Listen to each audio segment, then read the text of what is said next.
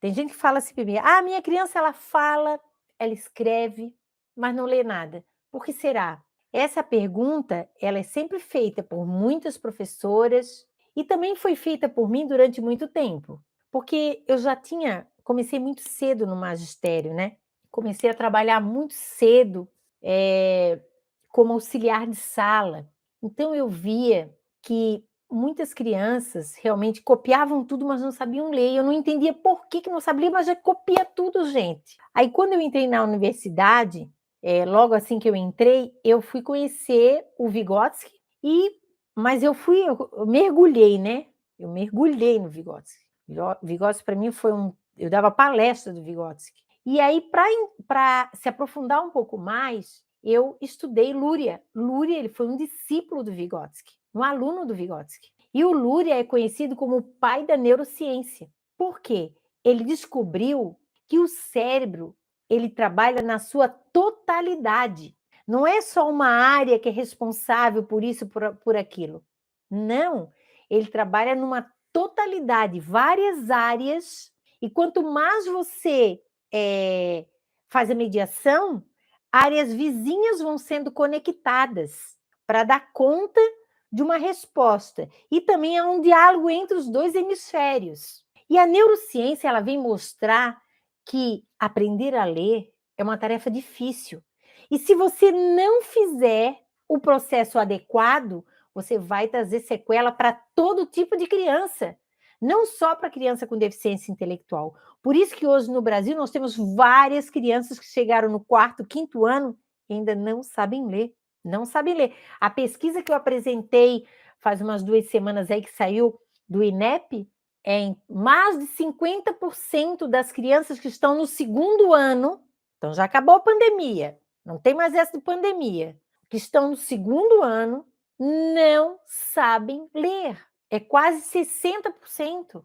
Ah, mas é por causa do pré, era na pandemia. Que nada, gente. A maioria da educação infantil no Brasil é brincadeira, é interação, não tem escrita. Raras as salas de aula que trabalham escrita ou trabalham os sons das letras. Então, não culpa a educação infantil. A educação infantil fez muito bem o que tinha para fazer. Essas crianças estão no 2º ano porque não foi estimulada adequadamente. O que você tem que entender é o seguinte, que nós devemos estimular o lado esquerdo do cérebro. O método fônico mediado, ele faz exatamente isso. Ele aumenta a atividade cognitiva do lado esquerdo do cérebro. Agora, falando na pergunta inicial, minha criança fala e escreve, mas não lê nada. Por que será? Aqui no Brasil, você utiliza o método global. E o método global, ele ativa o lado direito do cérebro, que processa a palavra como um desenho. E esse não é o caminho da leitura. A criança com deficiência intelectual ela tem que compreender a articulação, a pronúncia e o significado do som.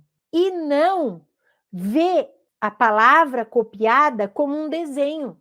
As crianças aqui no Brasil, todas elas, não só a que tem deficiência, né? Todas as crianças, elas são ensinadas pelo método global.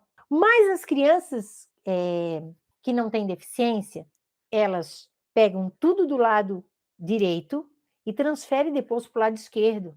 E esse processo leva de 1 a 2 anos, até 3 anos para fazer isso. Até 3 anos. E não precisa, porque as nossas crianças aqui no Brasil, elas deveriam ser alfabetizadas em 3 meses. Isso era suficiente. Então, como as nossas crianças, elas são submetidas ao método global, que ensina a palavra como um desenho e não ensina a pronúncia, o significado e a articulação do som, as nossas crianças ficam craques na escrita sem sentido.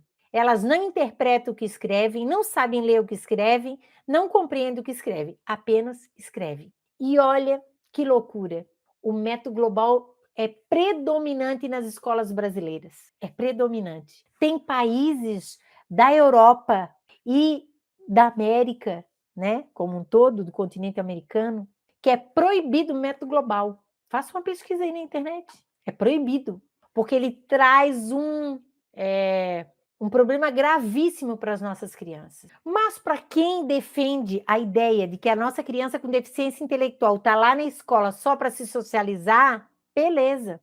que não é o nosso caso, né, gente? A gente sabe. Olha, essa ideia de ensinar a criança a copiar, ela traz prejuízos graves para todas as nossas crianças com deficiência intelectual leve e moderada, porque elas podem ser alfabetizadas, com certeza.